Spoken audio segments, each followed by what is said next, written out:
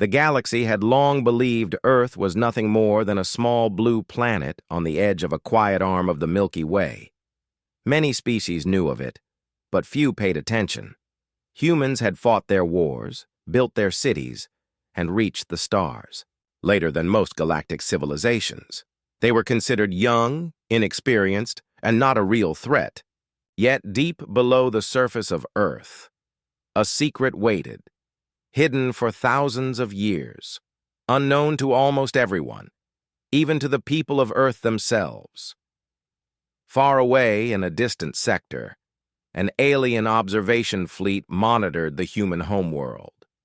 To them, Earth was just another system on the edge of their maps. They had been watching quietly for decades, gathering data and waiting for a chance to expand. For most of the galaxy, Earth was unremarkable, but the scientists aboard this alien vessel had begun to notice something unusual. At first, the readings looked like errors. Energy spikes pulsed from deep within Earth, waves of power that did not match natural planetary activity. One scientist ran the scans 3 times, then a 4th, convinced their instruments were malfunctioning. But the readings did not stop. Strange energy seemed to flow from Earth's core, rising slowly, quietly, but strong enough to reach into orbit. The alien commander grew uneasy. This planet was supposed to be primitive, he muttered. His eyes flicked over the glowing holograms in front of him. Why does it feel alive? The crew exchanged nervous glances. None of them had an answer. They only knew that Earth was not what they had been told. Meanwhile, on Earth itself, life went on as usual. Humans argued, built, dreamed, and explored. Most had no idea that their world carried a power that could shake the galaxy. Yet a few scientists, buried in underground labs, had begun to suspect the truth. They had detected unusual energy patterns in seismic readings, in magnetic shifts, and even in the night skies. Above, something deep below was stirring. A young scientist named Daniel sat in a dim control room beneath a mountain research base. His screen glowed with endless streams of data.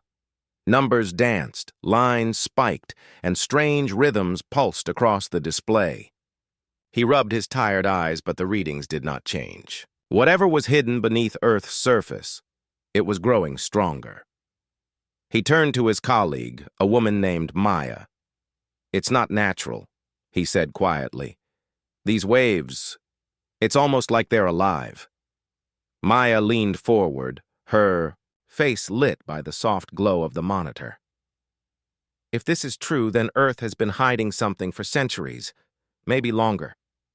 Daniel swallowed hard. They both knew what that could mean. Humanity had always been underestimated by the galaxy.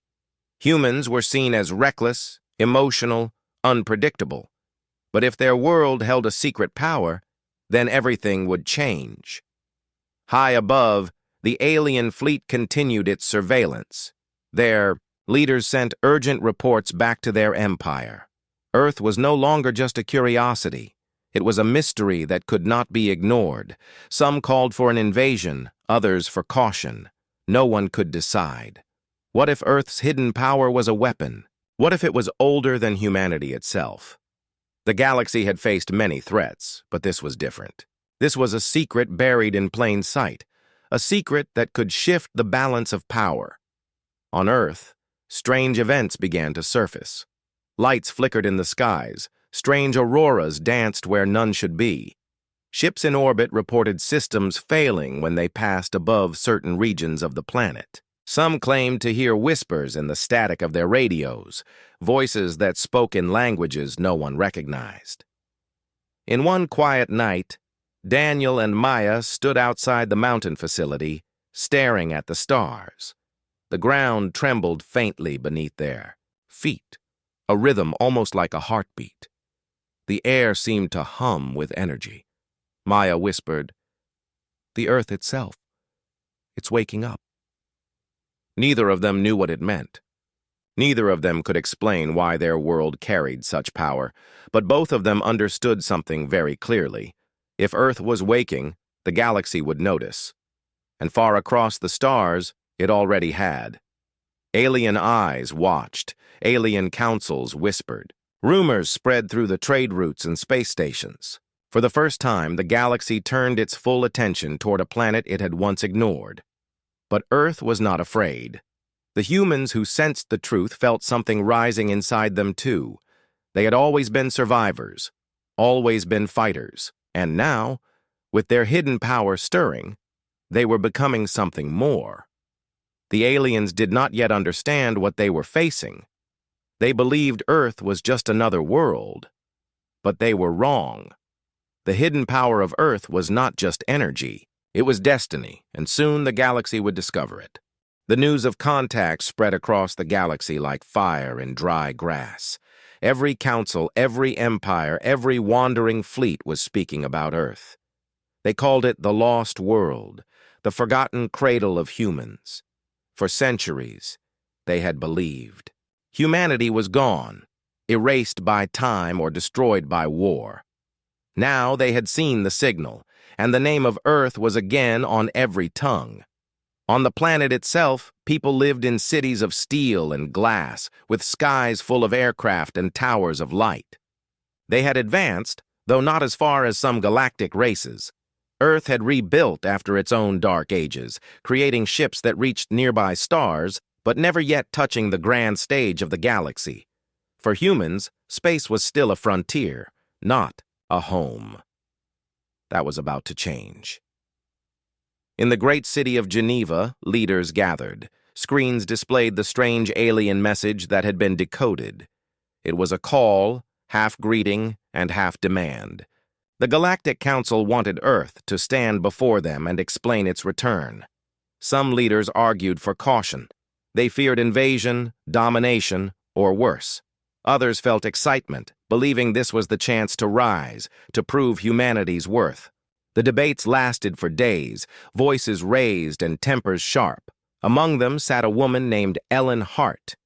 She was not the strongest voice, nor the most famous, but her words carried weight. She said that humanity had always survived by facing fear, not by running from it. "We have been hidden long enough," she told the assembly. "The galaxy remembers us with fear and mystery. If we do not speak for ourselves, others will shape the story. We must meet them, not as beggars, but as equals." Her speech turned the tide. Far from Earth, on a station orbiting a blue star, the Galactic Council also argued. Alien voices clashed, in languages old and strange. Some races hissed warnings, remembering wars fought long ago when humans had struck with fire and steel. Others whispered that humanity could be a valuable ally, a shield against darker powers at the edge of known space. No agreement was reached, but one truth stood clear. Earth could no longer be ignored. Ships were sent. Not war fleets, but envoys, their hulls shining like silver wings. They cut through the dark with purpose, bearing diplomats and scholars to the Sol system.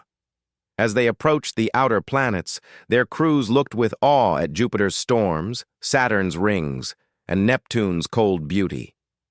When Earth appeared in their viewports, green and blue and white, many stared in silence. This was the homeworld of the species that had once shaken empires. On Earth, preparations were hurried. A vast landing site was built outside New York, a city chosen for its openness to the world. Thousands gathered to watch.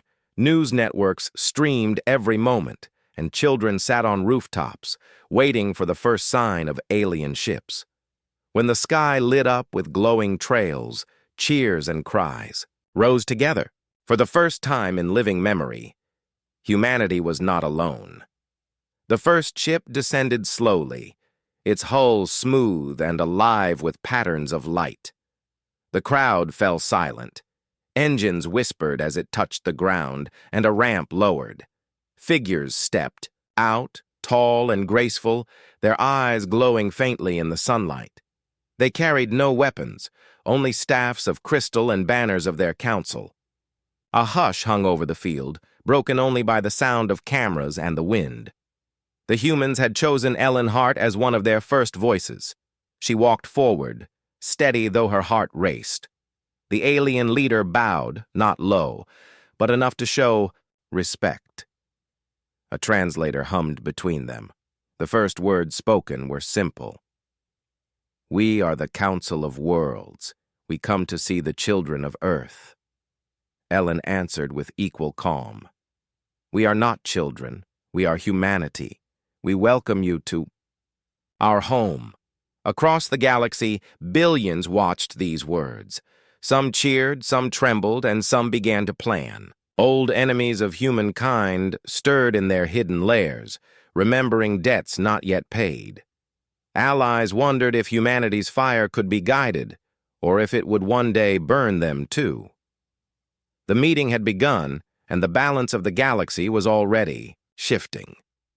That night, Earth's skies glowed with alien lights. Ships circled above, fleets anchored in orbit, and signals crossed the stars. Humans looked upward, half in wonder, half in fear. For the first time, they felt the weight of being seen by the galaxy once more. The whispers of ancient wars, of power and ruin, were only stories to them. But to the galaxy, those stories were memory, and memory was dangerous. In the quiet of her room, Ellen Hart stared out the window at the stars. She felt the gaze of countless worlds upon her. She knew this was only the beginning. The Council would ask questions, the galaxy would test humanity, and somewhere, in the dark beyond known space, there were threats greater than either side understood. She closed her eyes and whispered to herself, "Let them come. We are ready." The galaxy had reached for Earth. Now Earth would answer, and the story of humanity was only starting again. The first meetings between humans and aliens were tense but polite.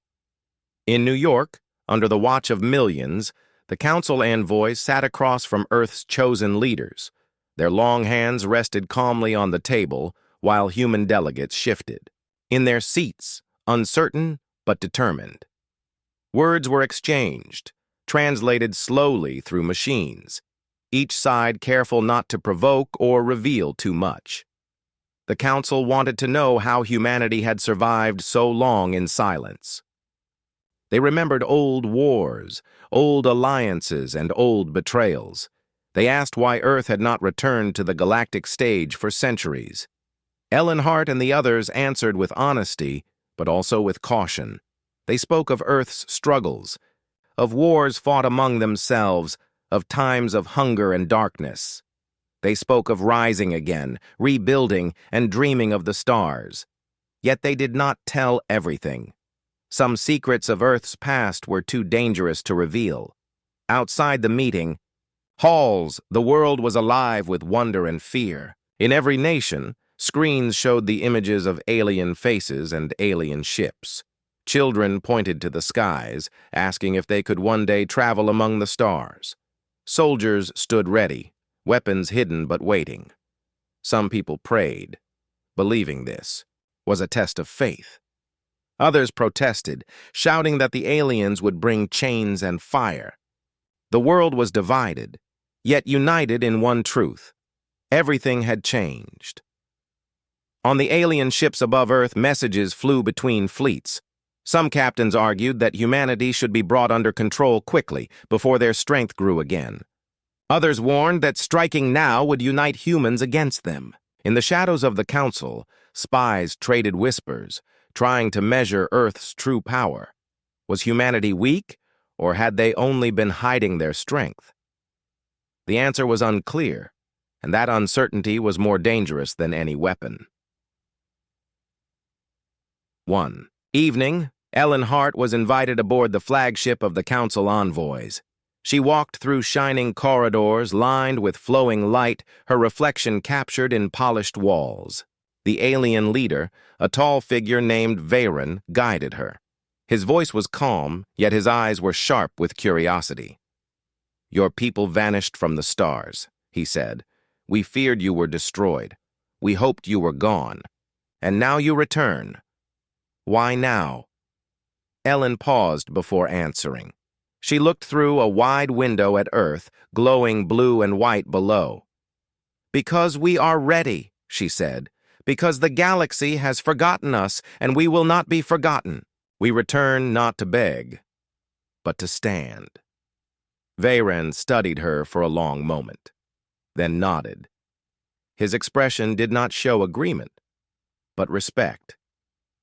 That night, Ellen sent a message to the leaders of Earth. She told them that the Council was cautious, even afraid. She warned that Earth must act carefully, showing strength but not arrogance. "The galaxy remembers our fire," she said. "We must remind them that it still burns, but we must not let it consume us too quickly." Her words spread, reaching soldiers, scientists, and citizens alike. Meanwhile, across the galaxy, old enemies stirred. On a distant world of red deserts, a reptilian warlord named Zorath watched the broadcasts with hatred.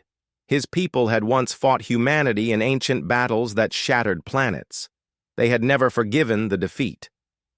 "They rise again," Zorath growled to his generals. "The humans dare to return. We will not wait for them to grow strong. We will strike first." His armies began to move, their warships gathering in hidden spaceports.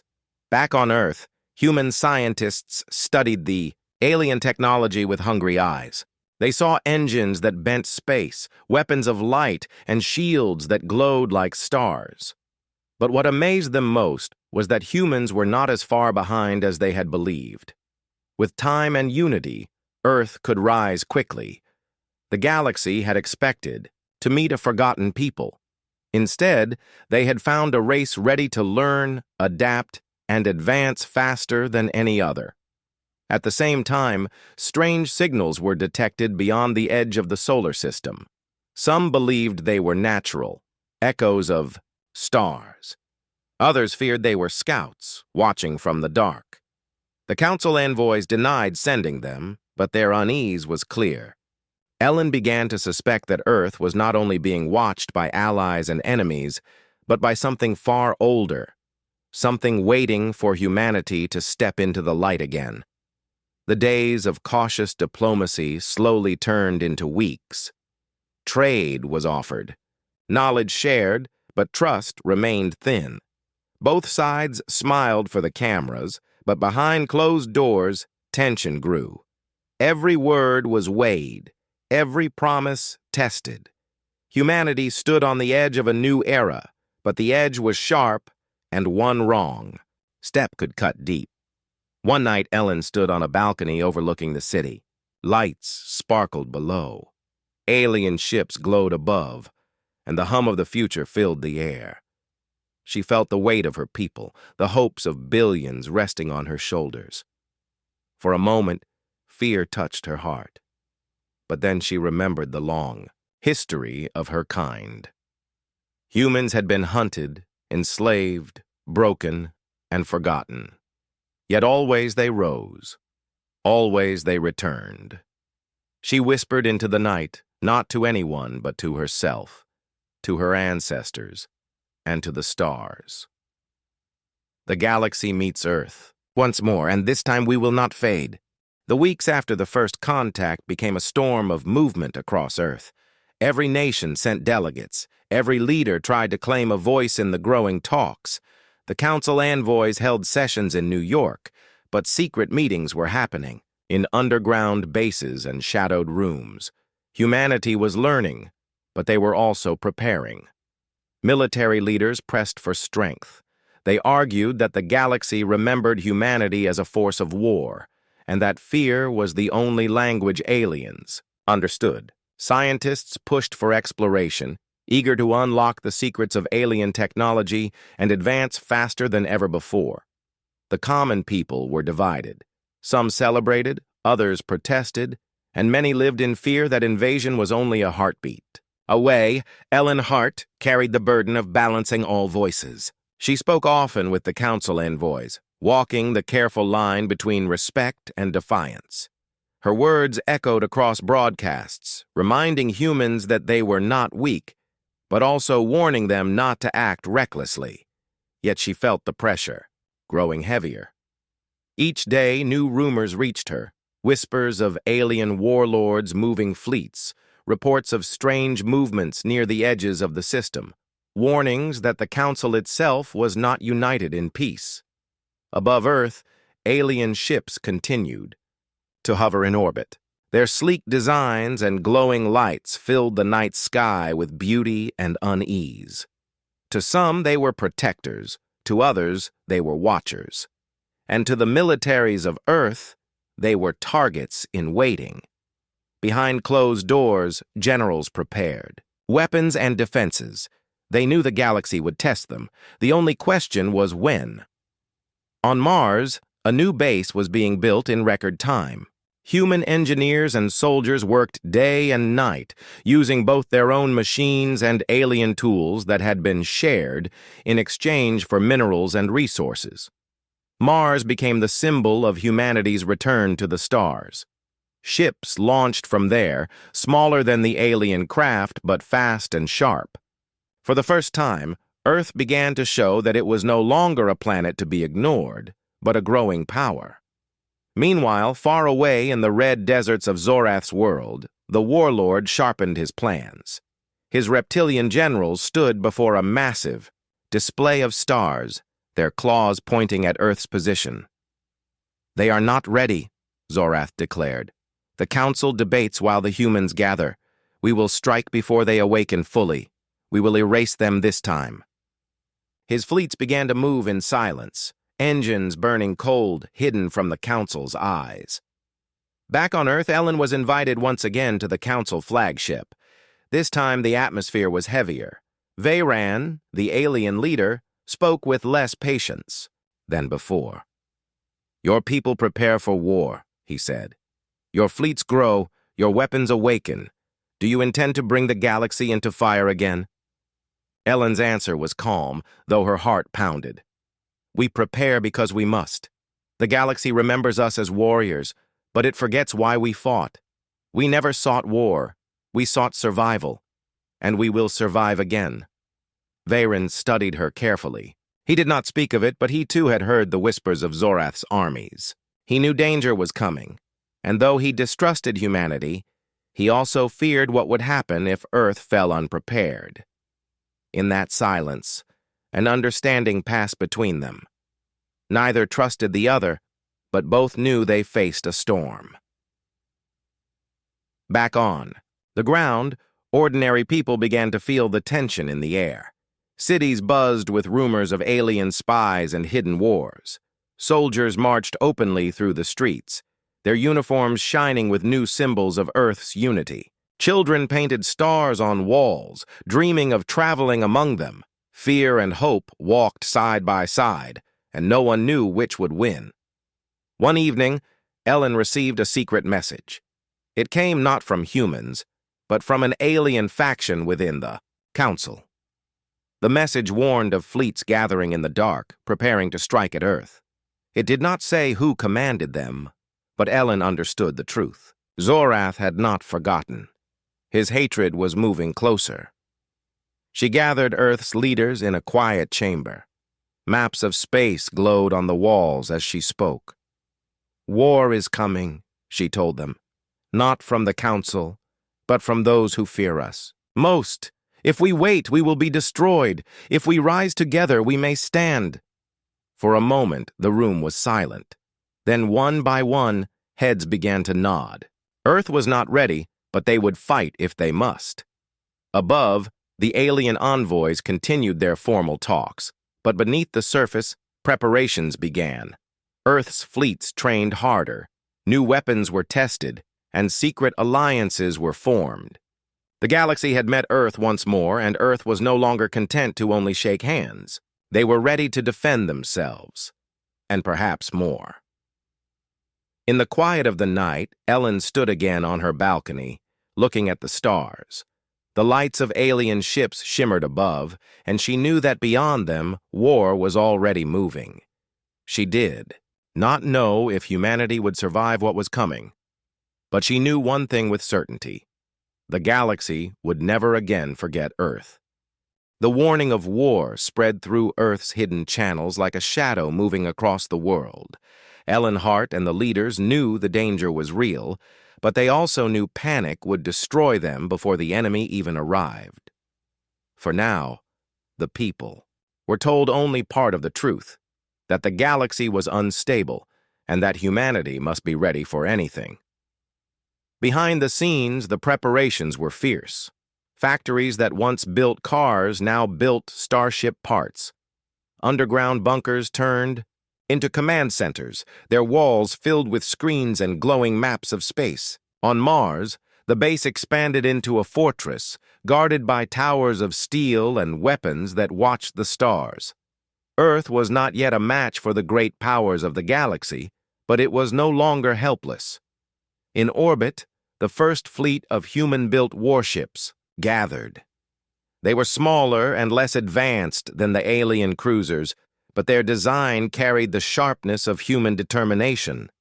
Pilots trained without rest, flying drills through the dark, their ships darting like blades of light.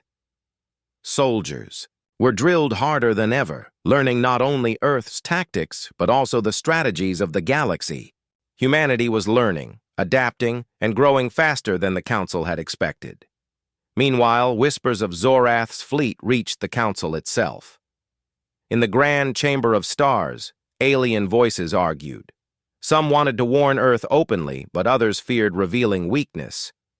A few believed the humans deserved whatever storm came their way, hoping the threat would crush their rising strength.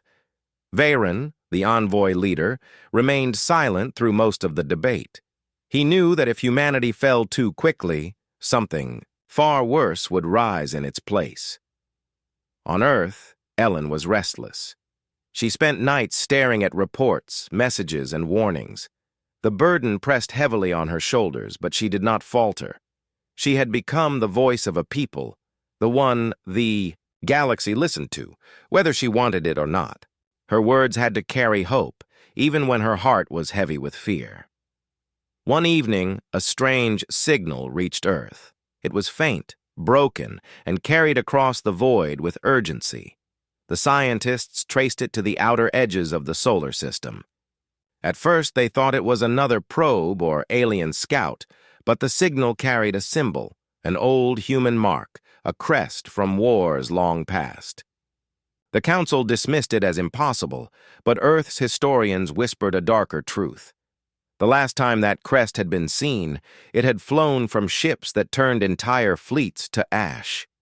The news spread quietly among the highest ranks. Ellen stood in the hidden chamber of the Mars base as the signal repeated across the room. "It means someone is watching," she said softly. "Not only Zorath. Someone else remembers us. Someone waiting in the dark." Her words chilled the room, for no one knew if this presence was ally or enemy.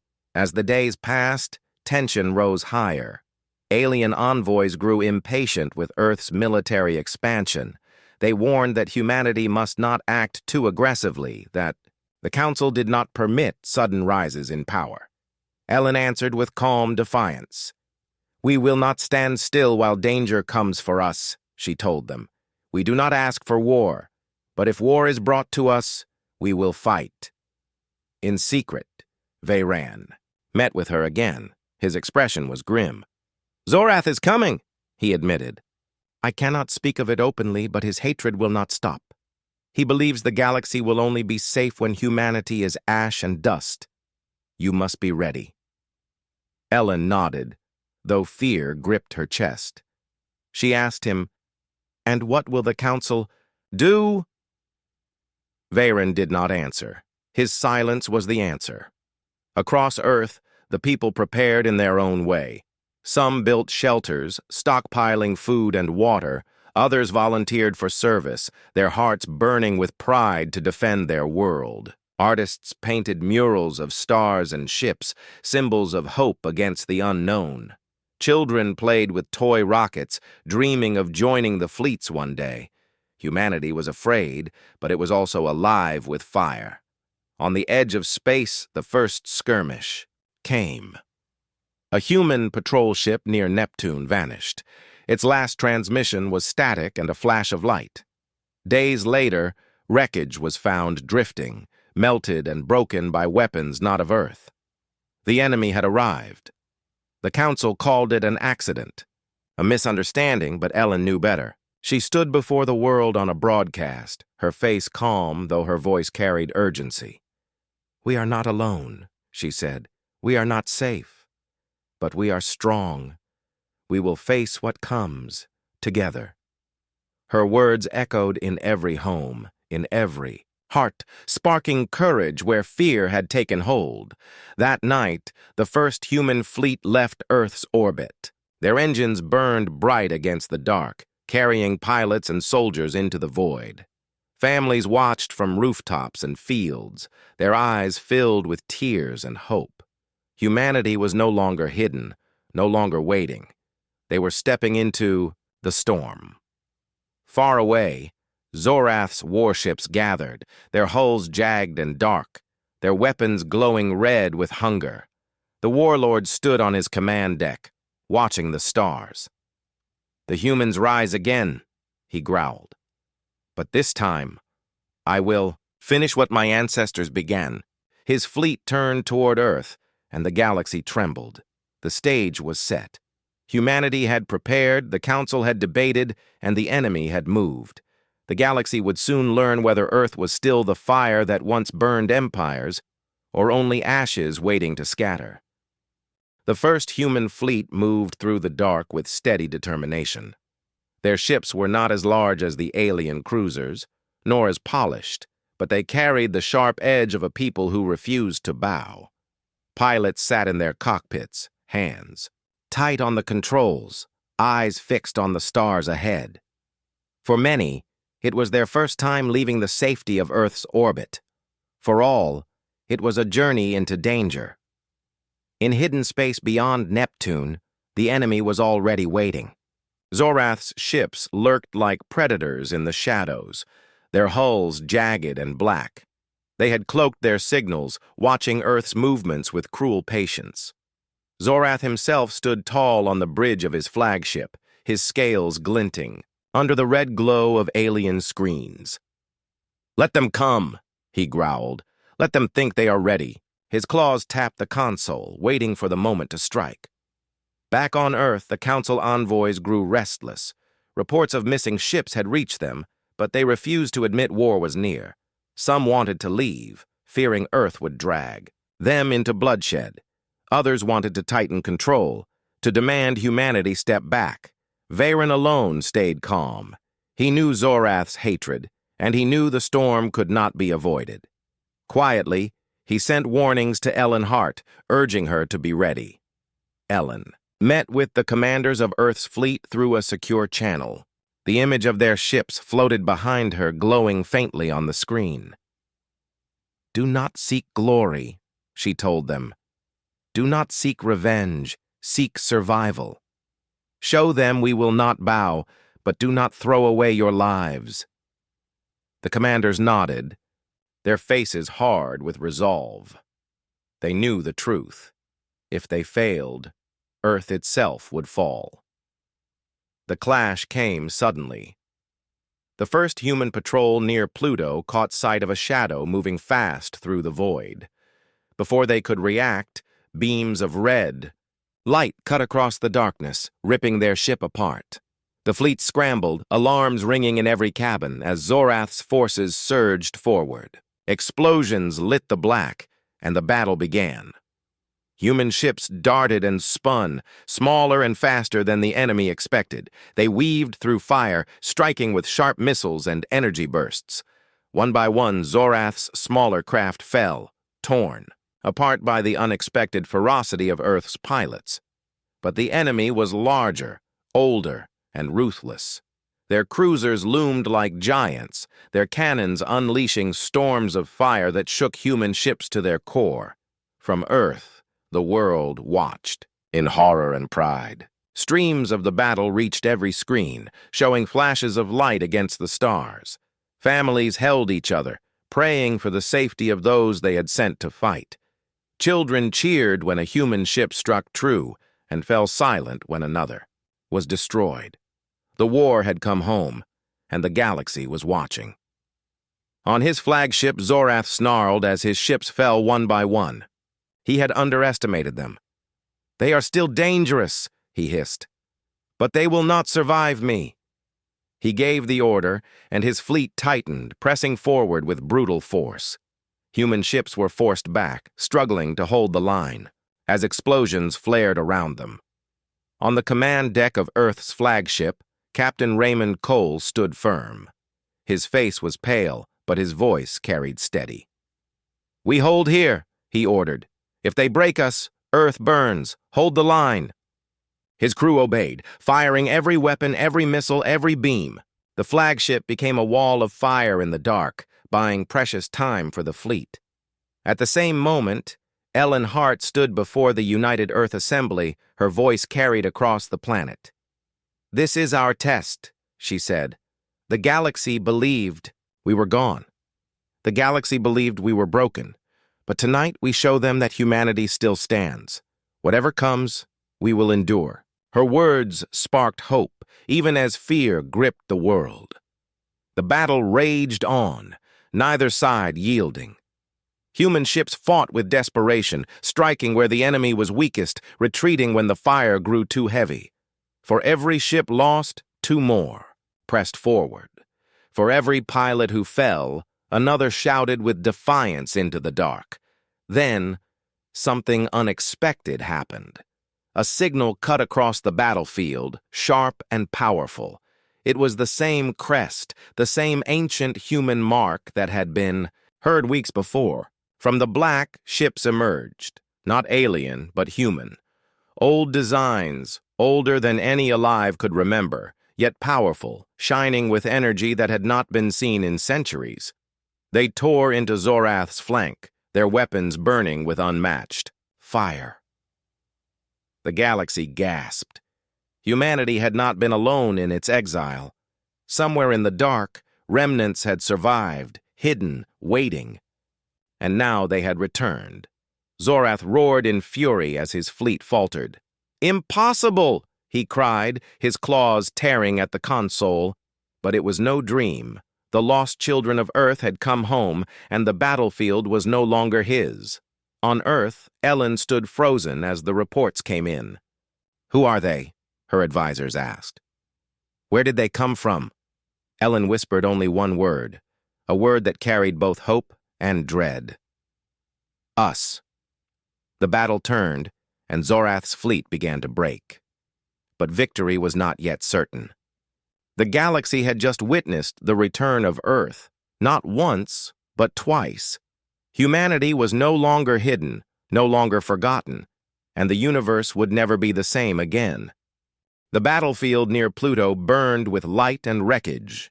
Human ships, both new and ancient, fought side by side against Zorath's fleet. The dark silence of space was broken again and again by explosions that lit the void like dying stars. The newcomers, the lost children of Earth, moved with discipline and skill, their weapons cutting through enemy cruisers with deadly precision. On his flagship, Captain Raymond Cole could hardly believe his eyes. "They are human," he whispered. His crew stared at the strange vessels, their designs unfamiliar but their markings clear. They carried the crest that had haunted Earth's history, a symbol thought lost in old wars. The newcomers hailed him with a voice that carried both warmth and warning. "Earth still stands," the transmission said, "and we have not forgotten." The sudden arrival shook Zorath's fleet. His commanders cried out in confusion, unsure how to fight two human forces at once. Zorath's fury was unmatched. "Destroy them all!" he roared. "I will not allow humanity to rise again in any form." His ships pushed forward, fighting with savage desperation. Back on Earth, people watched the unfolding chaos. News networks struggled to explain the arrival of the mysterious human fleet. Some celebrated, believing long-lost brothers and sisters had returned. Others whispered in fear, wondering if these strangers had come as saviors or conquerors. In the streets, crowds gathered, chanting for unity, their voices rising above the fear. Ellen Hart stood in the command center, her eyes fixed on the live feeds of the battle. Every explosion felt like a weight on her chest, every victory a breath of hope. But the arrival of the ancient fleet filled her with questions. Who were they? Where had they been? Why had they returned only now? She knew the answers would shape the future more than the battle itself. The newcomers fought with strange tactics. Their ships used weapons unseen in centuries, beams of light that bent through shields and tore through armor. They moved in precise formations, as if they had trained for this very moment. To Earth's young pilots, they were both inspiring and unsettling. "They fight like us," one whispered, "but stronger, sharper." Zorath's fleet began to falter. His ships were caught between Earth's defenses and the new arrivals. Slowly, painfully, the balance turned. Human missiles struck true, alien cruisers crumbled, and the once mighty warlord saw his forces breaking apart. Yet Zorath himself did not retreat. His ship pressed forward, aiming directly at Earth's flagship. He wanted blood, he wanted an end to the legend of humanity. On the command deck of Earth's flagship, alarms screamed as Zorath's vessel closed in. "Shields failing!" a crew member shouted. Captain Cole stood tall, refusing to retreat. "Hold!" he commanded. "If we fall, Earth falls with us." His words steadied the crew, and they prepared for the final strike. Then, from the black, one of the newcomer ships broke formation and surged forward. It placed itself between Earth's flagship and Zorath's massive cruiser. Beams of fire erupted, tearing through both ships in a storm of light. When the blaze cleared, the newcomer vessel was gone, reduced to fragments, but Zorath's flagship staggered, its hull torn and bleeding fire. For the first time, the warlord looked uncertain. On his burning bridge, Zorath roared in defiance. "You cannot kill me! Humanity will never rise again!" But his own crew, battered and broken, hesitated. Fear had crept into their hearts. They had seen humanity's fire, and it shook them. The battle dragged on until the last of Zorath's ships broke formation and fled into the dark. His flagship, crippled and burning, jumped away into hyperspace, vanishing with a scream of engines. The warlord had not been defeated, but he had been beaten. Humanity had survived. When the silence finally returned to the stars, both Earth's fleet and the newcomers drifted, scarred but standing. Cheers erupted on Earth as the news spread. Families wept with relief, children waved flags, and voices rose in songs of victory. Humanity had faced its first test, and it had endured. But Ellen Hart did not celebrate. She stared at the reports of the newcomer fleet, her heart heavy with both gratitude and unease. They had saved Earth, but their arrival carried too many questions. Already their leader had sent a request to meet. Ellen knew that the battle was only the beginning. The true challenge lay in understanding who these lost humans were and what they wanted. That night she stood on the balcony once more, looking at the stars. The people below celebrated with fire and music, their voices carrying into the night sky. But above, alien ships still hovered, watching, calculating. The council remained silent, unsure of what to do, and far away, Zorath still lived, his hatred burning brighter than ever. "The galaxy meets Earth once more," Ellen whispered to herself. "But now, even Earth must meet itself.